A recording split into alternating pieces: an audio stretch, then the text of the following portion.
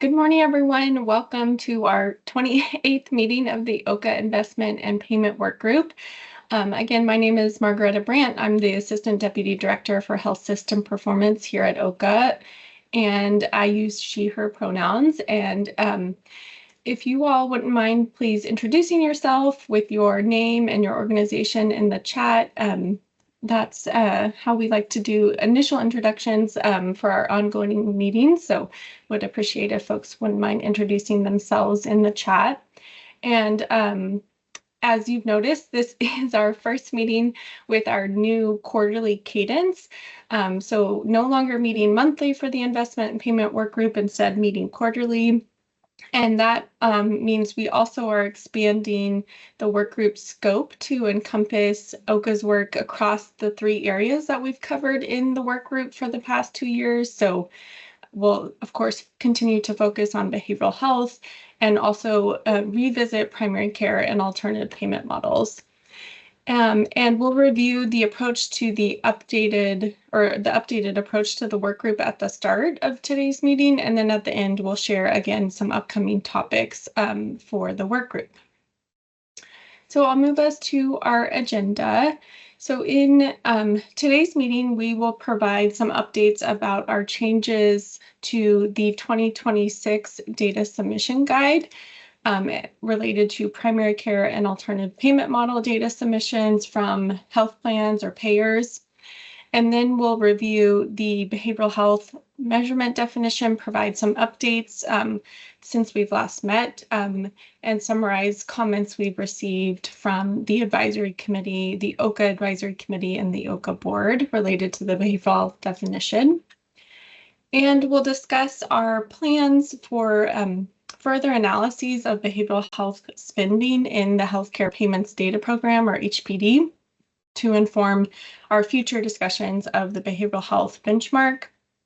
And then last, we'll introduce a new initiative across OHCA, which is the Health of Primary Care in California Snapshot, before concluding with some next steps for the work group. So just as we usually do, this is a quick recap of our meeting format. And here the main reminder is that we welcome folks to share feedback in the chat, and for work group members, of course, to participate in the discussion and come off camera and off mute and participate in the discussion. And we track all of the conversation and the comments in the chat, and we try to get to them during the meeting, but if we're not able to, we use them to inform our ongoing work and make sure we track and document all of the feedback in the chat. And so I will jump. Just another quick reminder is just this is our work group member list and the range of stakeholders' perspectives they represent. And while most of you have been on the work group since at least the start of our behavioral health work, and many of you have been here since we began meeting in 2023, a few organizations plan to vary their representation depending on the topic being discussed on the meeting, whether it's behavioral health or primary care or alternative payment models. So turning now to just kind of a refresher of how we're thinking about the broader scope of the work group now, we will, so as just starting to kind of frame us in the broader work of the work group. So this work group supports OHCA in defining alternative payment model or APM adoption, goals and definitions for how to measure alternative payment model adoption, primary care spending, and behavioral health spending for the purposes of measurement and reporting. And then of note, an additional focus of the alternative payment model workstream is the development of contracting standards to support contracting between payers and providers for alternative payment models. And for all 3 of the work streams, the work group contributes its expertise to establishing statewide benchmarks for healthcare payers to achieve. And of course, these activities are all in the realm of promoting a high-value healthcare system across OHCA's work, through OHCA's work. So wanted to kind of do a look back at the activities of the work group to date as we move forward. So this timeline shows many of the work group's accomplishments. So between June and November 2023, the work group supported OHCA's work to define standards and goals for APM adoption.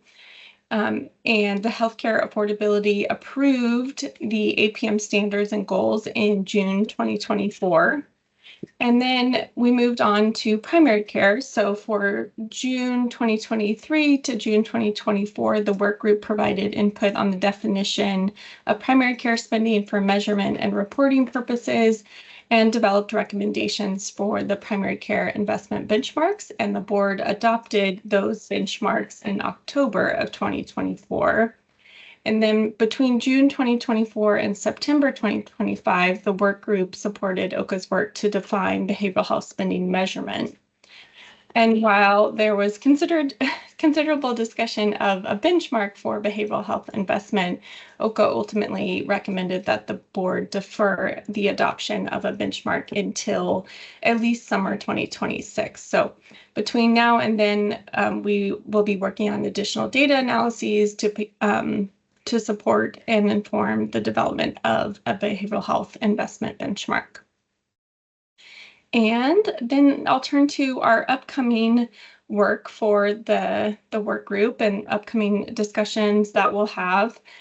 So we'll shift more into the implementation of the alternative payment model, primary care, and behavioral health work streams. So specifically for alternative payment models and primary care, the work group will review and offer feedback on data analyses, review progress towards those APM goals and primary care investment benchmarks, and then also discuss best practices to support implementation of the benchmarks.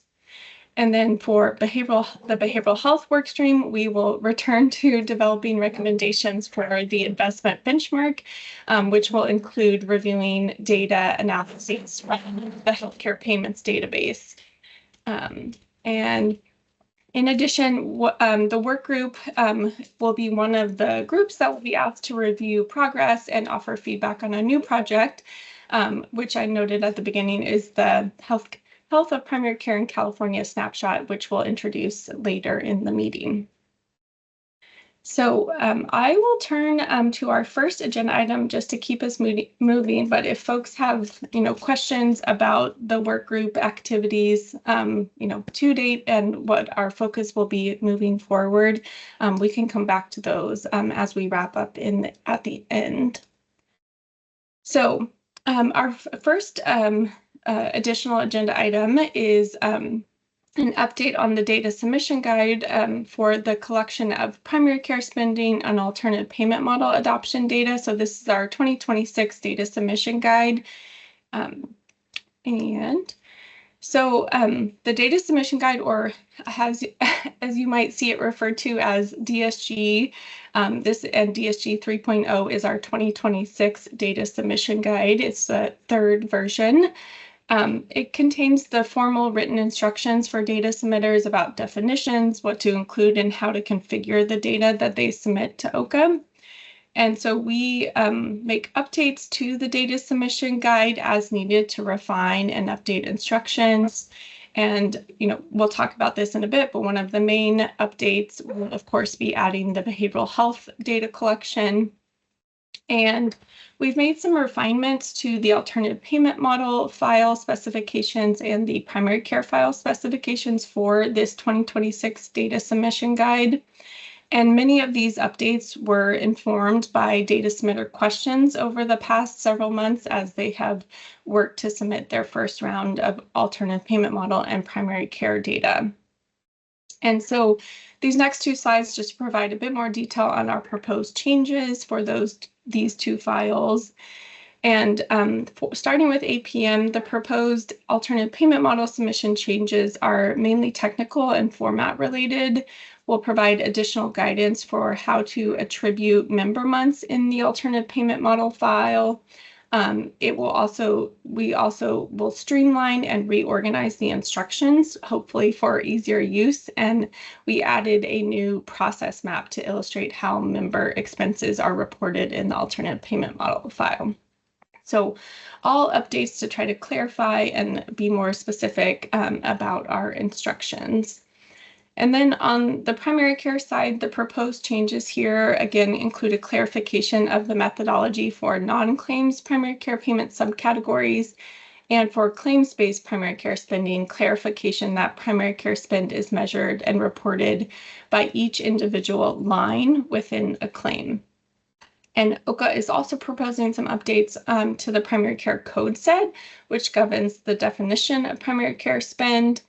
So, for example, we are proposing to add physician assistant general to the definition of primary care providers, and to add to the code set advanced primary care management service codes that were newly issued by CMS. And then in addition, the code set has been updated to reflect the definitions of behavioral health in primary care that OHCA, with the work group's input, has developed since the publication of the last data submission guide. And next, I'll move on to proposed changes specifically to Medi-Cal managed care plans. So in collaboration with DHCS and in response to questions we've received from Medi-Cal managed care plans, we've added reporting requirements clarifying which DHCS payments to include or exclude from the measurement of primary care spending, the numerator and denominator, and the measurement of alternative payment model spending. And for example, pass-through payments will be excluded, whereas vaccine administration fees from the Vaccines for Children program will be included.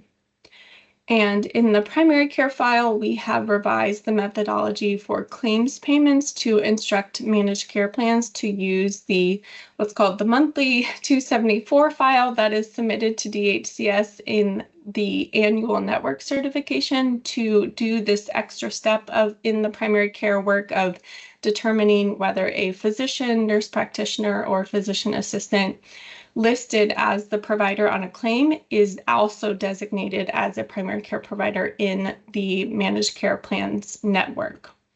And this requirement is analogous to the requirement for commercial plans to use their annual network files submitted to the Department of Managed Healthcare to do this step of determining whether a provider on a claim is also identified as a provider or designated as a provider in the network.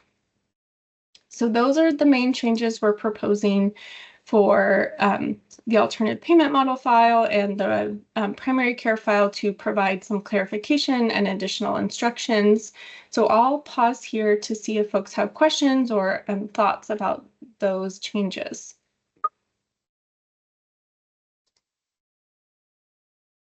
Yes, Yagnesh, go ahead. Hey everybody, thanks so much and happy holidays, Margaret, and to the team. I'm sure this was addressed in there, but just curious on the APM data collection. Is there a way for us to be able to filter it down to severity level, especially on the BH side? And I'm thinking here like on the autism side, right?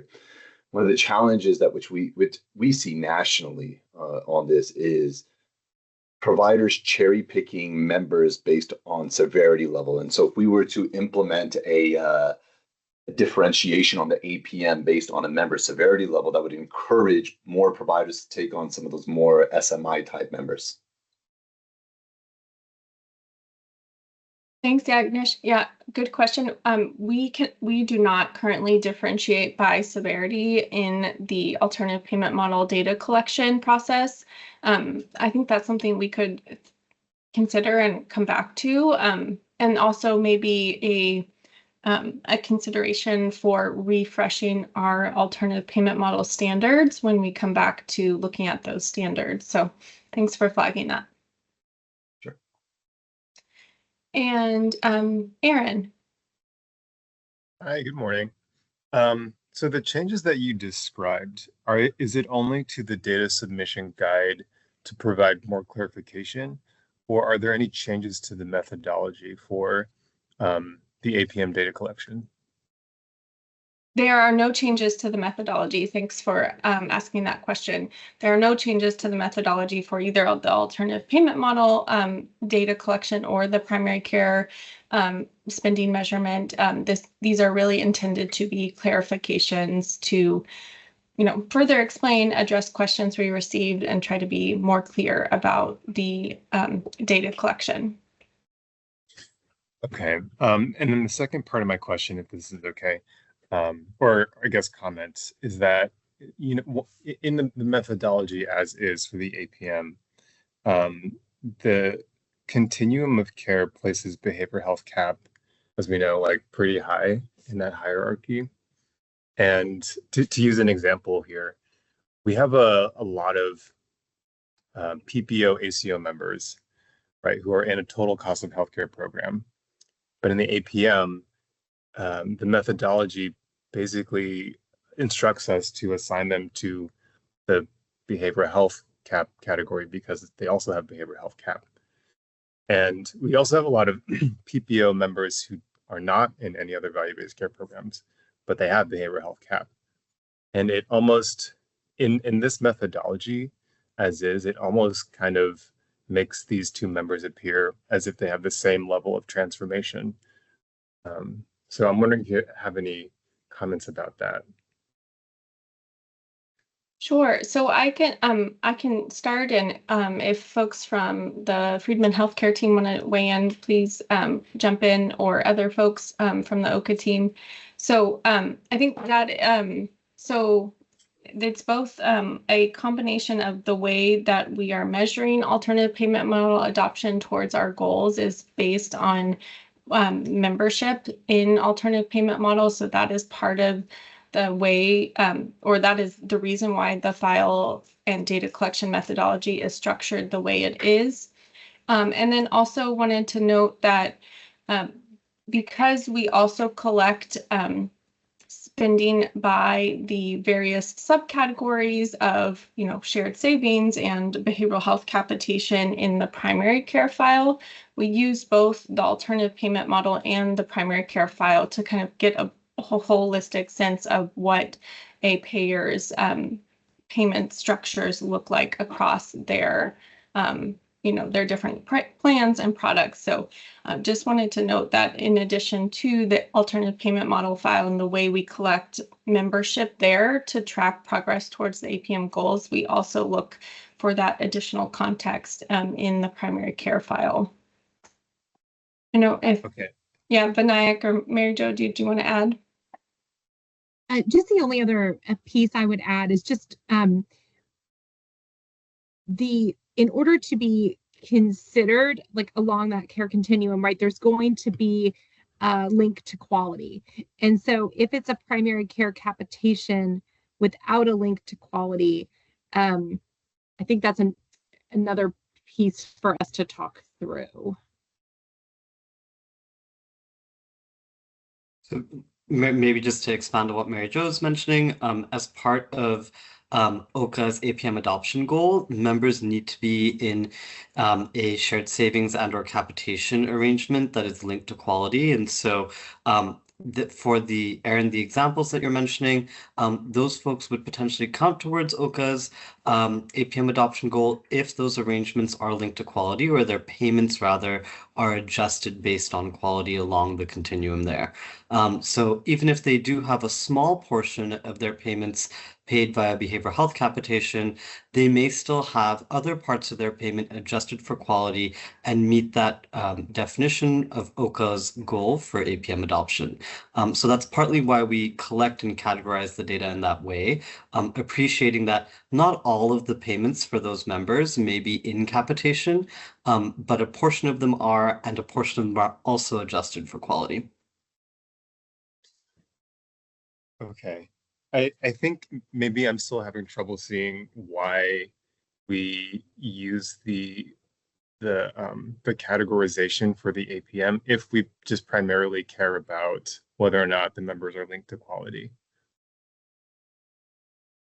I think, Aaron, it's both that they're in a payment arrangement, or part of the members' payments are linked to quality, or their payment is adjusted based on quality performance, and that they're in what we call a category C or category D arrangement, those shared savings, shared risk, or range of capitation or global payments.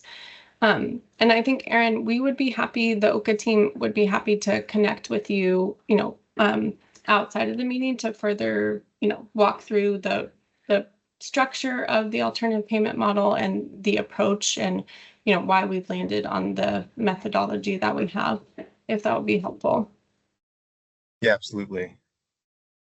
Okay, well, we can, Thank you. yeah, feel free to either kind of put your contact information in the chat, and I can put mine as well, and we can follow up to further discuss. And Beth. Yeah, thank you. Yagnesh's comment about autism made me ask the question. There are going to be lots of conditions where the severity of the condition varies. And I know it's there are chunks of the law that are basically worrying about entities facing growth caps, avoiding high-risk patients. And I just think I don't recall it as a theme when we were discussing the APM, the severity of the care that the patient needed or the complexity. So I just think it might be one of those things to consider as we continue with this work. Thank you. Thank you, Beth. Are there any other questions or thoughts? Don't see any chat about our updates to the alternative payment model and primary care files. Okay, well, we will, I think we shared this a bit later, but both the alternative payment model and primary care and the new behavioral health file, all of those specifications will be included in a draft of the data submission guide that goes out for public comment this spring. So folks will have a chance to review those in detail and provide information, or provide feedback and public comment through that process as well. So I will now turn it over to Debbie to walk through the behavioral health spending definition and some summarize the feedback we've received over the past few months. Thanks, Margareta, and good morning. I'm Debbie Lindis, the Healthcare Delivery System Group Manager at OHCA. I use she, her pronouns, and as Margareta said, for this next agenda topic, I'll recap our behavioral health spending definition, update you on some feedback we received from the OHCA Advisory Committee and Board this fall, and review some of the updates we've made in response to that feedback. So for claims-based spending, this process map that you've seen before is the schematic representation of how a claim is identified as behavioral health spending. The main test is whether the claim includes a behavioral health diagnosis as its primary diagnosis. And the exception to this is when the claim is for screening or assessment of a mental health condition or a substance use disorder. And these do not require a primary behavioral health diagnosis. The service subcategories in the center of the diagram are defined by place of service, revenue, and service codes. And they are used only for reporting and analysis. So once a claim is determined to have a primary behavioral health diagnosis, this further categorization has no bearing on the claim being included as behavioral health spend. And we have a separate process to identify pharmacy claims as behavioral health spending based on national drug codes. And importantly, all claims can be identified as for either mental health or substance use disorders so that these can be measured and reported separately. So moving on to non-claim spending, these are the principles on which OHCA's methodology is based. This measurement will involve a variety of methodologies for allocating some or all of a payment to behavioral health. And non-claims payments will be classified using the expanded non-claims payments framework that OHCA also uses to classify non-claims payments in its total medical expense, alternative payment model, and primary care spending data collections. So the various methods for allocating non-claims payments to behavioral health include classifying payments for population health, behavioral health integration, and care management as behavioral health only when the payments are made to behavioral health providers, limiting the portion that can be attributed to behavioral health from payments for practice transformation, information technology infrastructure, and analytics, including 100% of behavioral health capitation payments, and allocating a portion of other types of capitation payments to behavioral health using a formula similar to the one adopted for allocating capitation payments to primary care. All non-claims payments identified as behavioral health will be included in the measurement of spending. And more details on the behavioral health spending measurement methodologies are also available in the appendix of this deck for reference. So now I want to summarize the input that we've received since the last workgroup meeting on the behavioral health definition. These next two slides summarize feedback from the advisory committee in September and OHCA's responses to that feedback. So advisory committee members expressed support for measuring behavioral health occurring in primary care and incentivizing integration efforts. And OHCA will continue to develop the behavioral health and primary care module that we've discussed in this workgroup at prior meetings, and which aims to capture both integrated behavioral health care and care provided by primary care providers. We'll be leveraging HPD analysis to refine the methodology for future data collections on this area. There was a request to analyze claims and spending for secondary behavioral health diagnoses.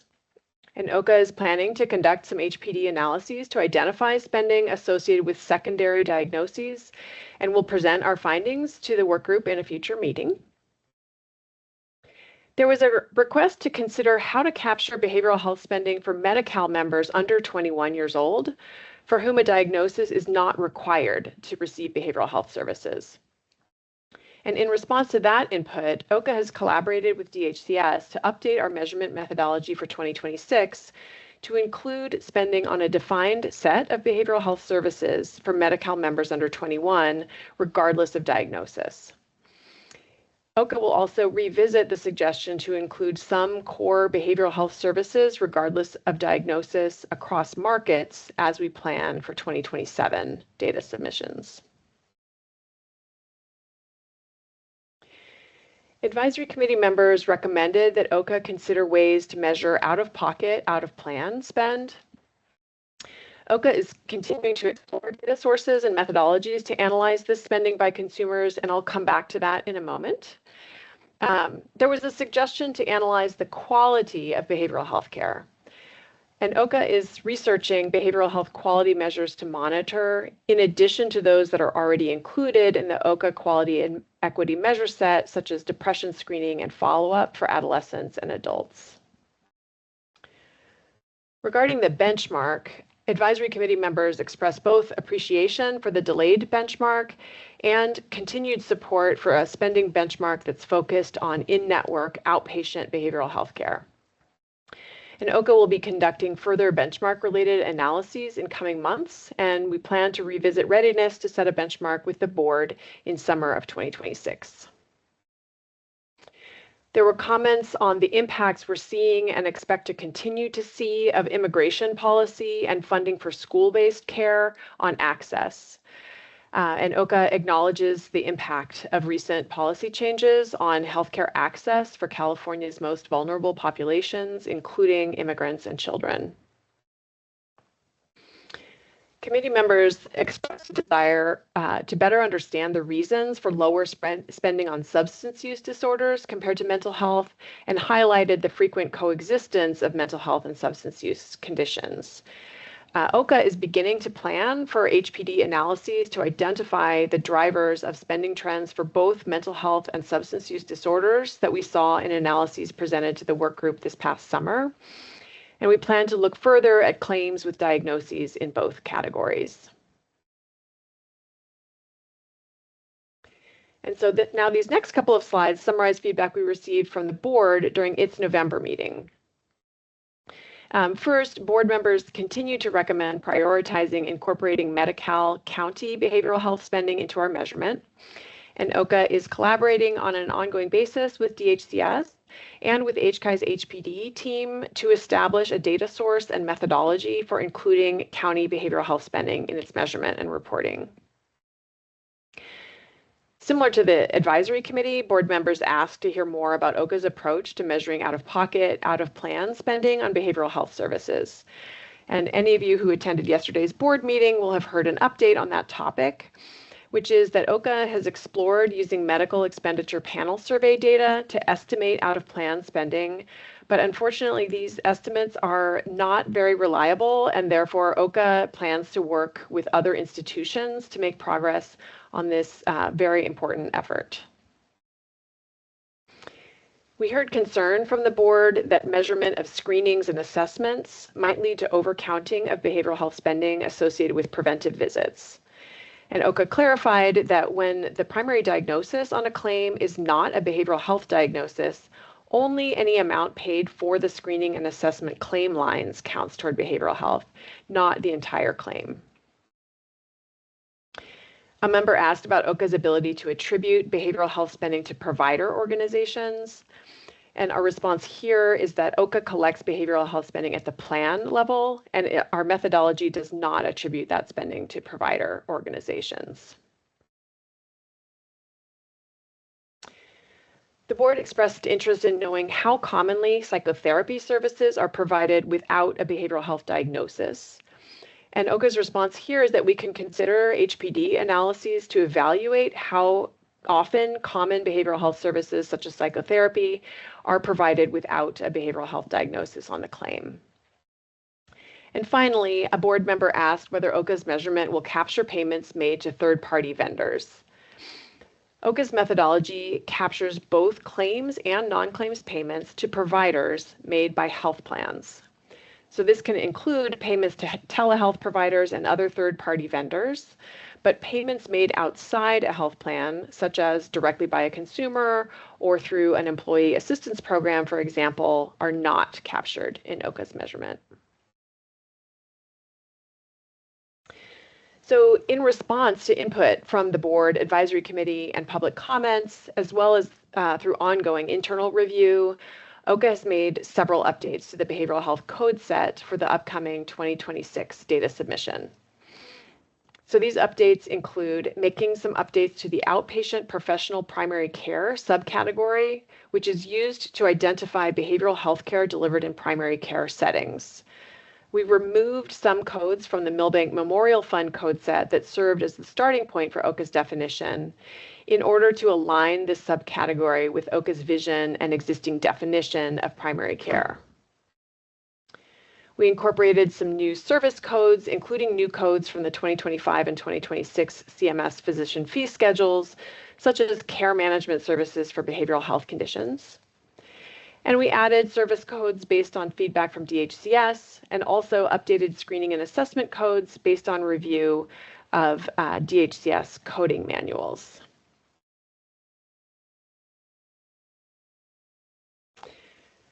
Some updates to our behavioral health measurement approach that pertain specifically to Medi-Cal include, as I mentioned previously, OHCA has added a methodology to capture behavioral health spending for Medi-Cal members under age 21 to reflect Medi-Cal policy that for youth, a behavioral health diagnosis is not necessary to receive behavioral health services. And as we've discussed at prior meetings, Medi-Cal managed care plans will submit behavioral health spending data alongside commercial and Medicare Advantage plans in 2026. And then finally, OHCA is continuing to collaborate with DHCS regarding incorporation of county specialty mental health and substance use disorder spending through the DMC and DMC-PS program. And here I will pause to invite Jeff Norris to provide some DHCS perspective on this collaboration and on measurement of behavioral health spending for Medi-Cal members. Go ahead, Jeff. Thanks so much, Debbie. Yeah, this is a very active area of exploration between OHCA and DHCS, how we can try to contextualize behavioral health spend from a managed care perspective, given, of course, the carve out of specialty mental health services and drug Medi-Cal organized delivery systems services. I can't give you anything exact in terms of how we might do this, but we are going very deep on this and are working to figure out how to account for this in the most effective manner. So there'll be a lot more discussion of this in the next 6 to 12 months to come as we kind of explore approaches we might take and how to potentially integrate this into the work we're doing with behavioral health spend. We recognize this is an essential thing to explore, given so many behavioral health services are delivered through county behavioral health as opposed to managed care plans within the Medi-Cal system.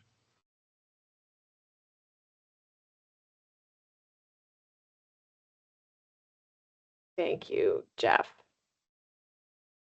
And we will come back to some more discussion of that in just a moment. But first, I'll just wrap up this agenda with our timeline for behavioral health spending measurement. OHCA is making some final updates to our draft data submission guide for 2026, and we'll release that draft for public comment in January. We'll alert this work group when the public comment period begins, and we invite any of your organizations to submit comments. The final guide will be published in the spring in preparation for the 2026 data submission in September. And OHCA will include the results of its analysis of the 2024-2025 behavioral health spending data that we collect in 26 in its 2027 public report. And then throughout this time, OHCA will continue to collaborate with DHCS and including engaging county behavioral health plans in 2026 to prepare for future reporting of Medi-Cal, specialty mental health, and substance use disorder spending.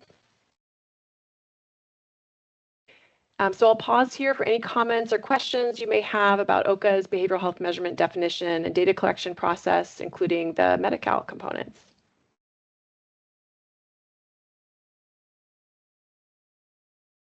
Go ahead, Carrie. Thanks, Debbie. I just wanted to get a sense of if you could share a little bit more on the behavioral health, the MEPS HC data. Was it just that you didn't trust the California numbers, or do you also feel like the national numbers are flawed? Like, it just anything you can share about, concerns that you had, whether it's with the methodology or just the sample size would be helpful. Sure. Our team was not the team that was directly involved in that analysis, so I can speak at a high level, and Margareta may want to add more. That one of the main problems with using that data was that the sample size for California was quite small. And we can put a link in the chat to the deck from yesterday's board meeting that has the full presentation on that. And in response to Kirsten's question about what other institutions might be working with, I think that's an undecided question, but there's active exploration of who and how and when we can expand this look now that we've determined that the MEPS data is unfortunately not going to get us the results that we are looking for. But Margareta, do you want to add anything to that? I think I'll just some highlights from the board meeting presentation yesterday were, just the sample size was quite small, as Debbie mentioned, leading to large confidence intervals for the data.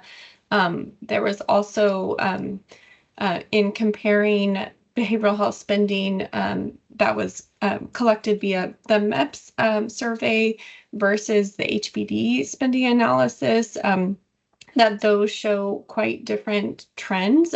So that was another, I guess, in a sense, a concern that the data shows different trends across the amount of behavioral health spending. So there's just a few things that contributed to concern about the reliability of using the MEPS data to estimate behavioral health spend that's out of pocket and out of plan. And yes, we can put a link in the chat to the board meeting slides from yesterday, and then also are happy to come back to the work group with any progress as it's being made, and welcome folks other suggestions or recommendations for how collectively across California we might try to answer these tough questions. Thanks, Margareta. And then, sorry, just when you mentioned that the data shows different trends across behavioral health spending, is that does that go back to the findings, like the general findings around outpatient, like the percentage of outpatient versus inpatient or other types of care? Is that what you're referring to? Yeah, so in general, yes, but it was looked at for this comparison just in total, what's total in plan behavioral health spending based on the MEPS data compared to the HBD analysis, and that just saw different trends across years 2019 through 2022. So we did, I am not sure. I don't know enough about the MEPS data, whether, there's more specificity that we could look at the different categories of behavioral health spending like we have done in HBD. So this more so just looked at the total in-plan behavioral health spending and compared that. Got it. Okay, so this is the total in-plan behavioral health spending.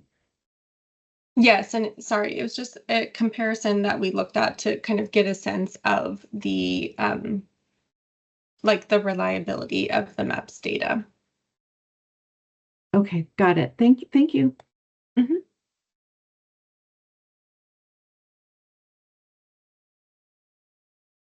Thanks for those questions, and I put the link to the board deck from yesterday for reference.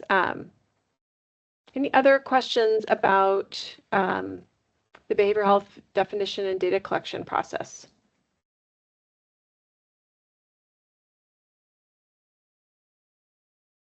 Okay. So next, we will just discuss some of OHCA's plans for conducting behavioral health spending analyses using HPD data. So as we've discussed in this work group in the past, and as we also heard from the board, when we developed a proposal for a behavioral health investment benchmark last spring, there was agreement that at the present time, we don't have sufficient data to understand the distribution of behavioral health spending. Debbie, your audio is going in and out again. Okay. I think my internet is crummy, so I can come back on my phone if that works. Sure, I can, yeah, maybe I can. Or maybe try no camera. Moving, Debbie? and yeah, Debbie, please feel, yeah, hopefully you can rejoin us. So. Okay, if you want, do I sound better without my camera on? That does sound better, yes. Okay. All right, please, let me try one more time. Go ahead. Okay, I'll try one more time. So just let me know if I need to do something more. So that we determined that we don't have enough data on the trends and the distribution of behavioral health spending to set a benchmark yet. And so to address this data gap, OHCA has developed a set of high priority analyses to conduct using HPD data in the coming months. And so some of the questions we plan to answer with HPD data include to understand the variation in spending and growth rates trends across markets, commercial, Medicare Advantage, and Medi-Cal, and also across individual payers. We'll look at how behavioral health spending differs by age and by geography, and investigate the extent to which spending increases are driven by increases in price versus utilization. So OHCA is developing specifications for these analyses, and will bring results to the work group for discussion. And additionally, we plan to conduct some analyses to inform potential future adjustments to our measurement methodology. In response to stakeholder feedback that OHCA should consider including claims with secondary diagnoses as behavioral health spend, we plan to analyze the impact of such an adjustment on the behavioral health spend measurement.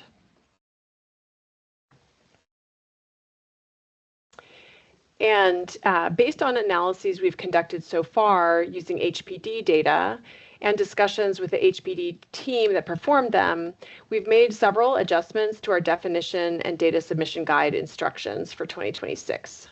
So for example, we developed some detailed guidance to facilitate submitters' categorization of behavioral health spending to service subcategories, including identifying a specific order for this process.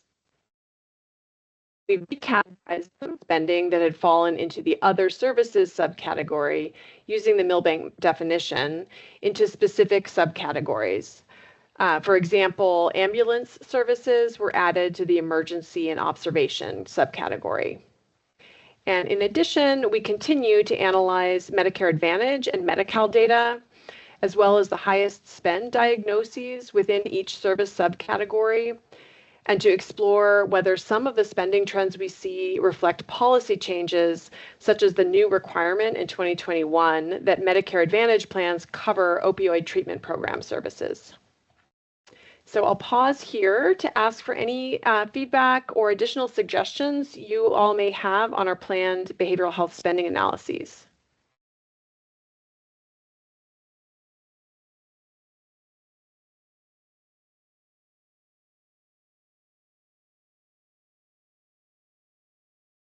Got it all covered? We welcome any additional feedback that you have. Please share with us at any time. But I will move us forward. And for our next agenda item, we're excited to introduce you to a new initiative at OHCA, which is the Health of Primary Care in California Snapshot. OHCA is leading this effort with myself and my colleague Miranda Wirtz as the main points of contact for the project. And I'll pass it to Miranda, Senior Primary Care Specialist on the OHCA team, to provide some context on the snapshot and the project team, and then go into more detail on our planned deliverables and work so far, and to give an overview of our upcoming snapshot brief. Go ahead, Miranda. Thanks, Debbie, and good morning, everyone. It's great to be here with you all today. As Debbie said, I'm Miranda Wirtz, Senior Primary Care Specialist at OHCA. I use she, her pronouns. I'll start with some context for the snapshot. The National Academies of Sciences, Engineering, and Medicine, or NASM 2021 report on implementing high-quality primary care proposed a U.S. national scorecard on the health of primary care to track the implementation of the NASM Committee's recommendations for high-quality primary care across the country. In response to that report, the Milbank Memorial Fund developed a national primary care scorecard and has since released 3 annual scorecard reports. State-level scorecards have also been developed in Massachusetts, New York, and Virginia. In California, the Primary Care Investment Coordinating Group of California, or PICG, which is convened by the California Healthcare Foundation, CHCF, recommended in 2022 that California track progress toward high-quality primary care by developing a state scorecard. The idea has received broad support from stakeholders, and in 2024, CHCF funded efforts to explore primary care scorecard development. This led to OHCA stepping forward to lead the statewide initiative, now the OHCA Health of Primary Care in California Snapshot. I want to highlight this vision for primary care delivery, which many of you will recognize as it was used by OHCA and this work group to guide decisions about what specific types of care should be included in OHCA's primary care spending measurement. We will continue to refer to this vision of high-quality advanced primary care to help us focus the snapshot and develop a resource for stakeholders that promotes and measures progress towards this vision. So the purpose of HCAI's primary care snapshot is several-fold. First, it will create a shared understanding of the health of California's primary care sector, both statewide and for geographic regions within the state. Second, it will track progress toward equitable, high quality, and sustainable primary care for all Californians. Third, it will monitor California's overall performance on supporting key elements of the health of primary care in California, including spending and outcomes.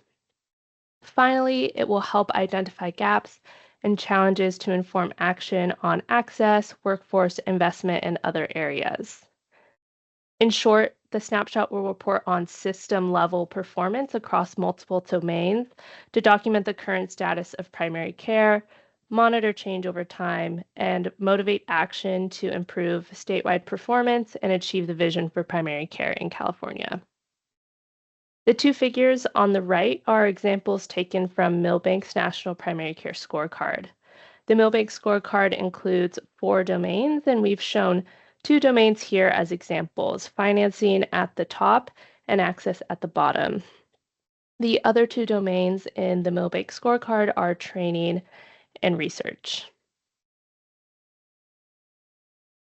Our planned approach to the snapshot is not to collect new data, but to analyze and compile existing data from across HCAI and external sources to create a comprehensive picture of primary care in California. This would include both statewide and regional level data when possible. This may also include new analysis of existing data. We will look at primary care data across HCAI, sibling state departments, and other sources to incorporate into the snapshot. We plan to focus on 5 key domains in the snapshot, including investment, workforce, access, quality, and equity, which you can see on the slide. These domains align with priorities identified by NASM and other states, and they also reflect HCAI's expertise in primary care. We propose using a phased approach for the snapshot, beginning with a static report on the key domains, then adding interactive features over time. The ultimate goal is to have both a static report and an interactive dashboard that are updated annually. And we'll review this proposed approach in the upcoming slides. And then this last bullet, in terms of audiences for the snapshot, our current thinking is that the primary audiences are engaged stakeholders, not the general public. However, although the public is not the snapshot's primary audience, there will be opportunities to develop content that increases public awareness of the challenges facing the primary care sector in California, and, for example, the impact of investment and workforce development efforts. Here we're showing the primary care dashboard from Massachusetts as an example of another state's work. As we also plan to do, they have both interactive and static dashboards, which they have updated yearly since 2023. Massachusetts is a great state to learn from, and we had a terrific presentation from Barbara Rabson and Aaron Bonney, who led the development of the Massachusetts dashboard at our first work group meeting for the snapshot last month. The recording of that meeting will be on the OHCA website soon if you're interested in learning more about their work and experience developing their dashboard.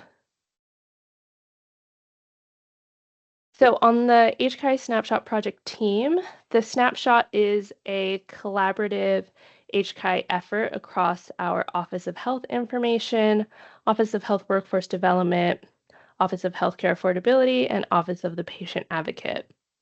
Through this collaboration, we can leverage expertise in data, workforce, spending, equity, and quality across all the HCAI offices. We also have support for the Snapshot Initiative from Friedman Healthcare and Dr. Diane Rittenhouse of Mathematica. Lastly, we will be collaborating with CHCF on communications to support dissemination of the snapshot. Here are the proposed key deliverables and timeline here. and they show our phased approach to snapshot development and how the deliverables will build on each other over time. So we'll start with the HCI brief on the health of primary care in California, which we plan to release by early January 2026. This brief will announce the snapshot and introduce our approach to static and interactive snapshot development and stakeholder engagement. It will also provide an overview of the current state of primary care in California and identify the 5 domains for future snapshots. In fall 2026, we plan to release the Health of Primary Care in California snapshot as a static report. This report will include indicators under each domain to be incorporated into the full interactive snapshot and give an update on the timeline for development and release of that interactive snapshot. Then in 2027, we plan to release the full snapshot comprised of an interactive data dashboard featuring the key indicators in each domain accompanied by a static report. From 2028 onwards, we plan to update the full snapshot, both static and interactive versions, on an annual basis. So a key early step in our snapshot development has been to compile an inventory of primary care indicators. The goal of this inventory is to identify statistics and high-value indicators for each domain from California and across the nation that can support snapshot indicator development in 2026 and beyond, and to prompt discussion on current and future indicators from within and outside of HCI for the snapshot. After curating a wide collection of potential indicators in the inventory, we are now evaluating these indicators for inclusion in the snapshot with our initial criteria listed here on the slide. These criteria are that 1, the indicators are of interest to California stakeholders.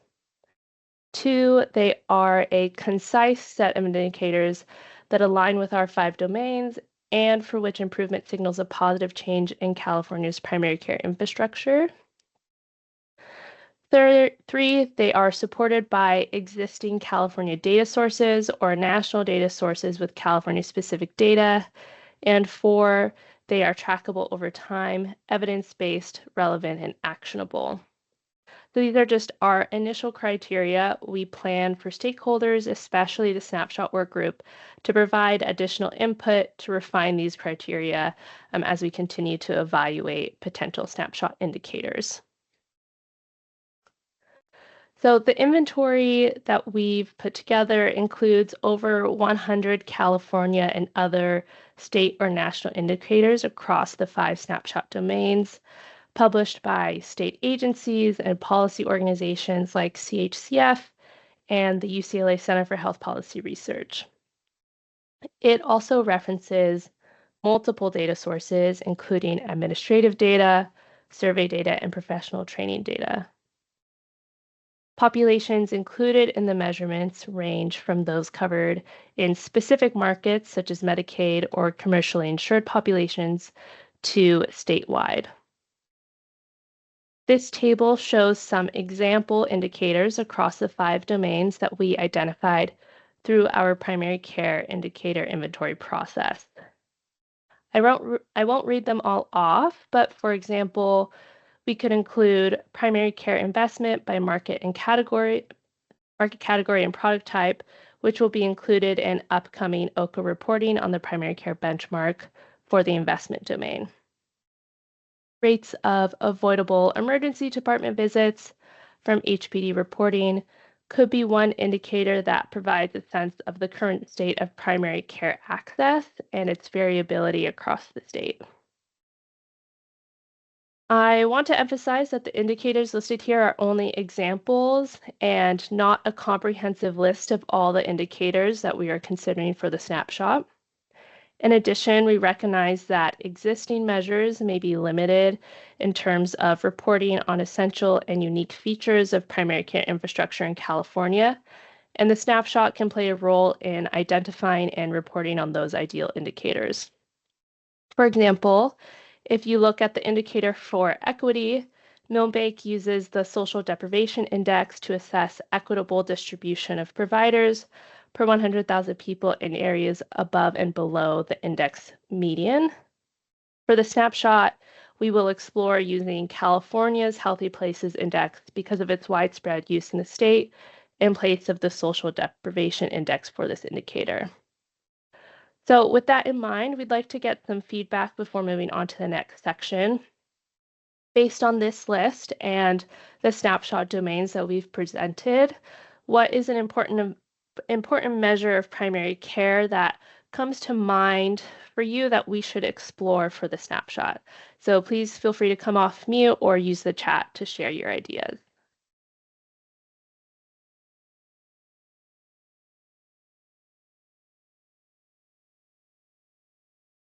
Yeah, Beth, go ahead. I suspect I'll have other comments after we hear other people's insights. As I mentioned yesterday at the OHCA board meeting, and I appreciate that you start off with market segment and product type. You know, we'd like to see Medi-Cal broken out by the non-aged, non-disabled population, kids versus adults. And we'd also like to see for the commercial market segment, Kaiser, non-Kaiser, because we think we're going to see a pretty big difference there. And we think it's important to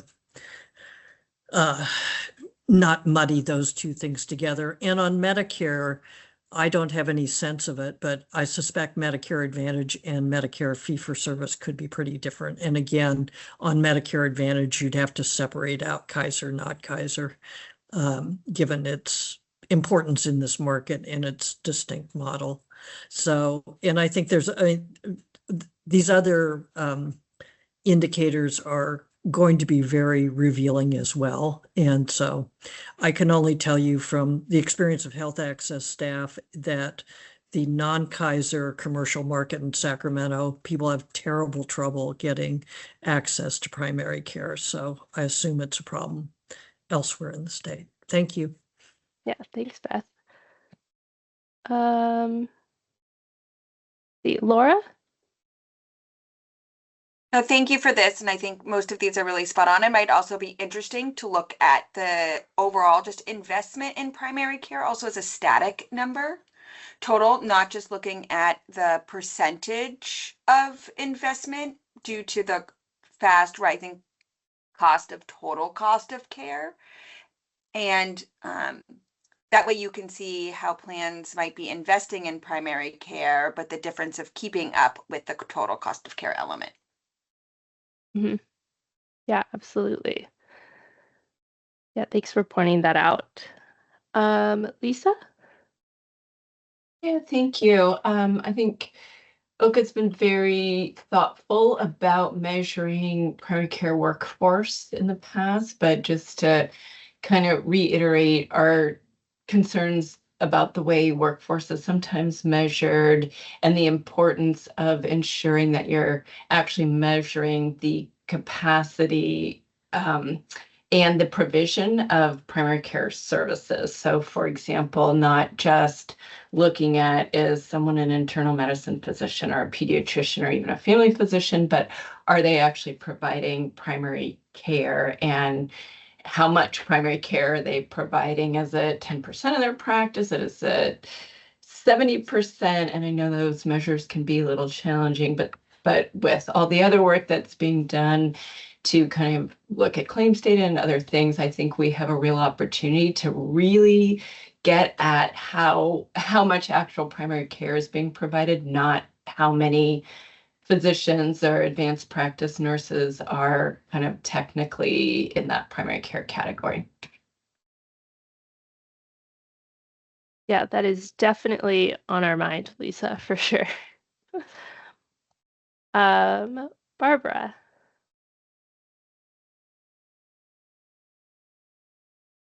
Hi, Barbara Rubino from Covered California. One thing that I think many folks on this call have heard us at Covered California talk about that I don't see on this list is continuity and measuring the relationship. So yes, maybe there's more access, maybe there are more people out there and more places for people to go. But without that longitudinal relationship, you know, well, with the longitudinal relationship, a lot of things follow, right? So quality measures follow, ER rates go down. So there's sort of this upstream measure that I think is missing, that some of the things on here are downstream of. So I would advocate for that. That could pull us up a level and then also get us to potentially fewer measures, because within each of these, there's sort of several potential measures.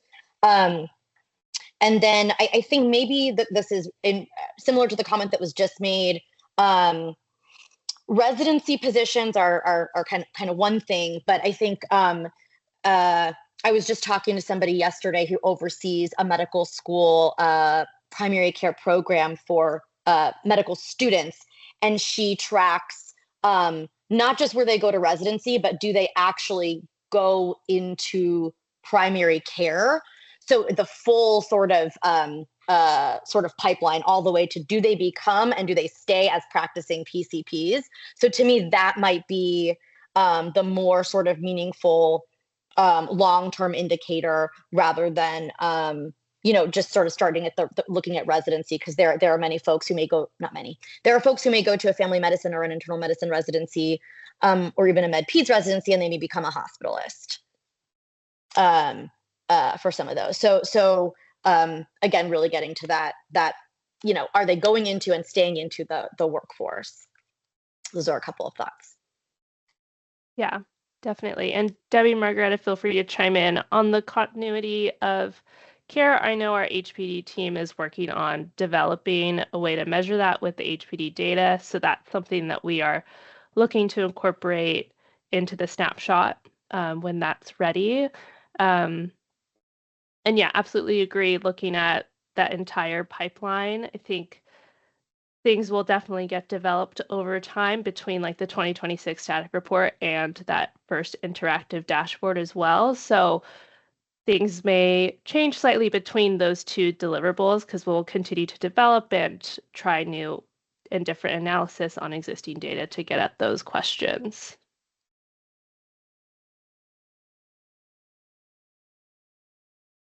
Okay. Jeff. I won't go into more depth on what Barbara said, other than to say agreed, and DHCS would definitely be interested and open to partnering on thinking about how to measure continuity. The thing I would add on top is, for quality measures, there is going to be some challenge in measuring at this meta level quality measures, especially as digital quality measures are implemented, which in the HEDIS world is known as ECDS. It's not something we need to go into depth today, but there's going to be some significant data and technology related barriers over the next 4 to 5 years related to that. And I can dive into that with you all and explain in more depth directly. Yeah, that's a great flag. Thanks, Jeff. Beth. Yeah, wholeheartedly endorse the clinical importance of continuity of relationship with the primary care provider. I think it needs to be paired with a continuity of coverage measure. It's one of the, and I think we all know this intuitively, and certainly covered California, where 40% of the membership turns over in a normal year, much less the kind of year that we're going to be facing next year, knows it better than anybody. But it's hard to maintain continuity of relationship when you're losing your coverage, or the source of the coverage has changed. Thanks. Thanks, Beth. Any other comments or questions? There will also be time as well if you're putting some thoughts together. So, okay. I will continue on then. So, stakeholder engagement is a key element of this project. Our stakeholder engagement approach has several components guided by the principles of engaging a diverse set of stakeholders and soliciting their input to create a relevant and actionable slate of primary care indicators. First, we formed a new stakeholder group to provide regular guidance on snapshot development. The benefit of this approach is to convene a smaller group with primary care expertise to give us detailed and expert input as we design and develop the snapshot. We identified 6 stakeholder categories to engage for this work group, which you can see on the slide here: providers, health systems, health plans, purchasers, consumer and policy advocates, and academic and subject matter experts. The full list of snapshot workgroup members and details about the workgroup can be found in the appendix, and also the meeting schedule is on the OHCA website under the public meetings as well. Second, we will leverage existing OHCA stakeholder bodies, including this workgroup, the OHCA Advisory Committee and Board, the Health Workforce and Education Training Council, and Healthcare Payments Data Program Advisory Committee. We will also seek input from sibling state departments like CalPERS, Covered California, Department of Healthcare Services, and the Department of Managed Healthcare.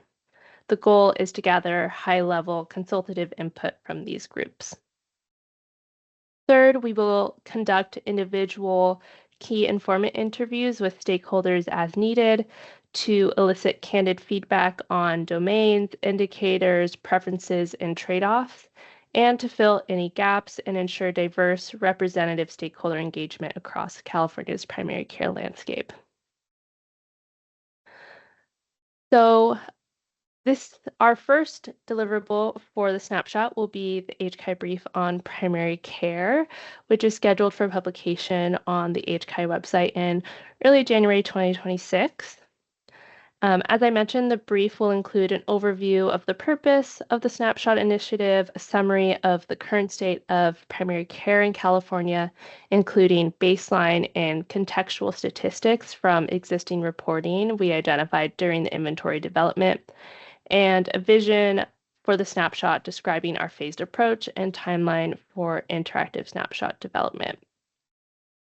So alongside publication of the brief, we also plan to distribute it via the OHCA and OHCA listservs, and also announce it on OHCA's social media channels. And that, again, will be coming in early January 2026. And with that, I will open it up for discussion for any comments or questions about the snapshot. And I'll also note that OHCA will periodically provide updates and solicit input on the snapshot from this work group. Kevin. Thanks, Miranda. And I think this is very encouraging to see this taken on. I just want to comment on that box on that slide before. You have consumer/policy advocates. And I realize I'm on the advisory group for the snapshot, but missed the prior meeting. So I may have not been fully informed about all this, but I think consumers and policy advocates are a little different. And I think this would be a great opportunity to get some real sort of just grassroots patient reaction to proposed measures on the snapshot. I mean, with all respect for, consumer organizations that are represented here, but I think it would also be an opportunity to just get, people who are on patient advisory councils for community health centers or other sort of folks there to just, here's what do you make? What do you think of when you think of what would be meaningful to you to measure how primary care is working in California? So that would be a great opportunity, even just to have a couple of focus groups or something like that when we're vetting some of these measures. I see Beth showing up, so I don't know if that, again, I don't see this as, I see this as complementing the things with our sort of more formal groups like Health Access. Beth, what do you think? Thank you, Kevin. I'm not sure most consumers know what primary care is. And so, having sat in a lot of focus groups on healthcare over the decades, mostly dealing with ballot measures, I'm not sure that it's always useful to hear from real people because it disabuses those of us who spent our time dealing with policy of the world we live in. But I sincerely doubt that most people know what primary care is. I literally had somebody the other day say, well, that's a cardiologist, right? Yeah. And so it's just getting useful information in that context is a challenge. It's also, we've got 40 million Californians. Doing anything that's vaguely representative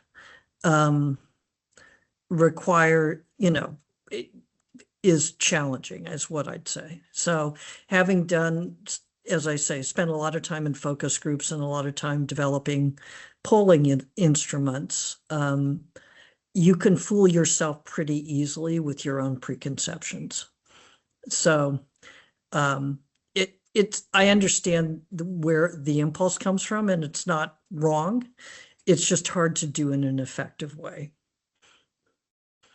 This is good. This is finally, we have a chance to argue with each other, Beth. This is good. Yeah, that's because you're on my area of expertise opinion. Yeah, no, I think so. I mean, we'll talk about it, but I think what I found is like people who like we've been tending to draw from patients who are on, clinic patient advisory counselors or something. So they're already fairly steeped in some of this stuff. Yeah. So I think it's not just your person off the street. So I think it's something to think about. I do think there's some people who have a pretty good sense of what we're talking about with primary care. And my conversation with those folks often enlightens me about some of the things they, think rightfully are very important. Yeah, well, I mean, there's a reason why I've spent a significant amount of my career sitting in focus groups with voters. I've learned from them.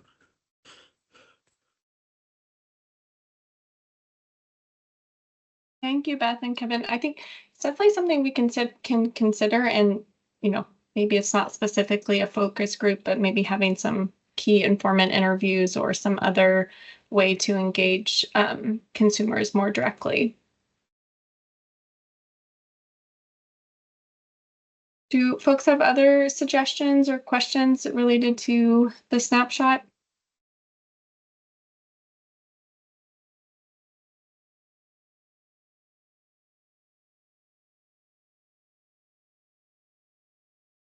Okay. Well, maybe one last final thing, because I've been thinking more and more about the evaluation approach to both California and other states that have done primary care investment. And sometimes, you look at some other states that have been a little further along, and it maybe hasn't had the impact people are hoping for, particularly when you talk to more people in frontline primary care practices. So I think it's going to be important to think about what's a snapshot and what's a systematic evaluation of state policies and initiatives. And I think they're a little different. And I think this is, again, back to you, Beth, when talking about some, breaking it down by different plans and things like that, the snapshots in a lot of states have been, very high level, and it came out of the NASEM report. Like, these are just very broad metrics to look at, like, are we growing the workforce? Are people connected to a regular place of care? I think, that's something we're going to have to think about. Where is this really starting to then, what we're really asking for is a much more detailed evaluation of how is it actually playing out and how does it differ for different sort of populations and regions and types of health plans. So I think that starts to up the work and the intention of this. So I think both. I think it's great to have some tracking high level, but I think we're going to need to think about, if we're really talking about this substantial investment in primary care over 10 years, how do we then drill down to a much more deeper understanding of how is the money flowing? Is it actually, are plans complying with this? Is it just look like on paper, or is the actual money getting to primary care practices? Is that actually strengthening workforce at the practice level? Are we implementing team-based care? And now, boy, you can see behavioral health workers are actually starting to populate practices and clinics and things like that. So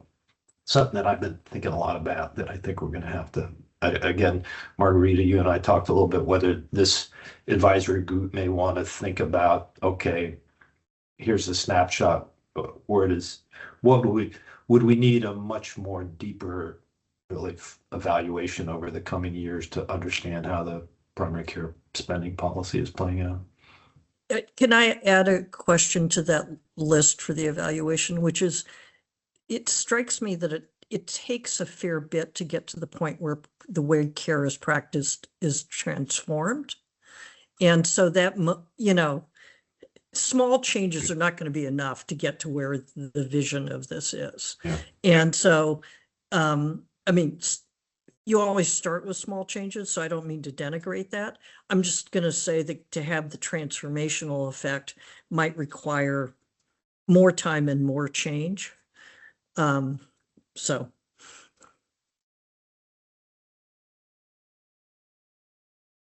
Thank you, Beth and Kevin. And yes, we can continue to discuss this in the work group and related to the snapshot, because I think as we move towards implementation of the primary care investment benchmark is to think about evaluation and how do we track the impact of the benchmark. So that's definitely on the roadmap of discussions in this work group, and will complement our work on the primary care snapshot. So we can definitely come back to that in the future. And Kirsten, please go ahead. Just a quick question, and I might even have colleagues here at CHA who know about this piece of data, but intrigued a bit by the topic of sort of, let's see, I'm trying to find the right slide. Had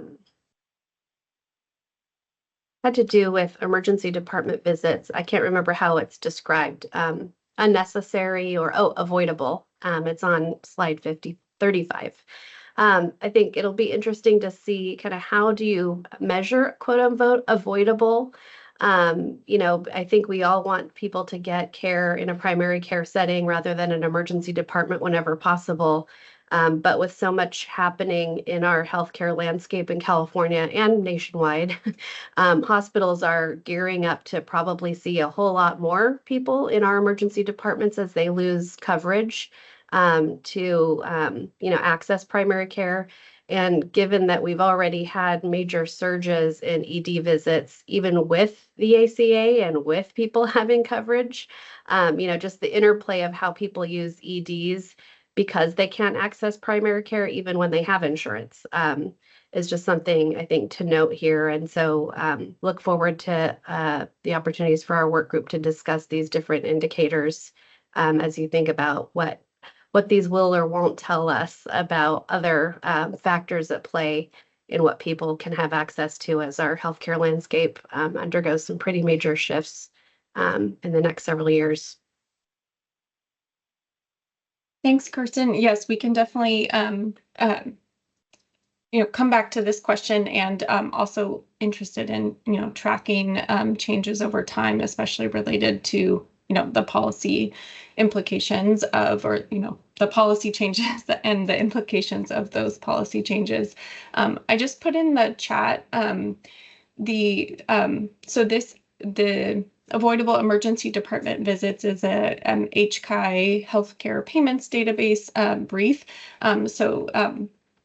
Or maybe it is an HCI brief. So just that webpage should have the definition of how avoidable emergency department visits are defined for that data point. And Jeff, go ahead. Thanks, Margareta. Kirsten, just reflecting on your comment, this is something looking at decreasing low value care, meaning decreasing the amount of ED visits and hospitalization when it's not necessary, is actually pretty critical to both the primary care spend conversation, but also the APM conversation and where they come together. And we talked pretty substantially about that at a primary care investment convening last month. You might see some chatter on LinkedIn about that, and CHCF is going to be putting out some documents in, I believe, January related to primary care investment best practices. For primary care investment, it's important because the amount of money in the pool of money to spend globally, we know is not getting bigger. And so in order to invest in primary care, we need to think about where does that money come from? So decreasing lower value care in order to have the funds to invest in primary care is part of that strategy.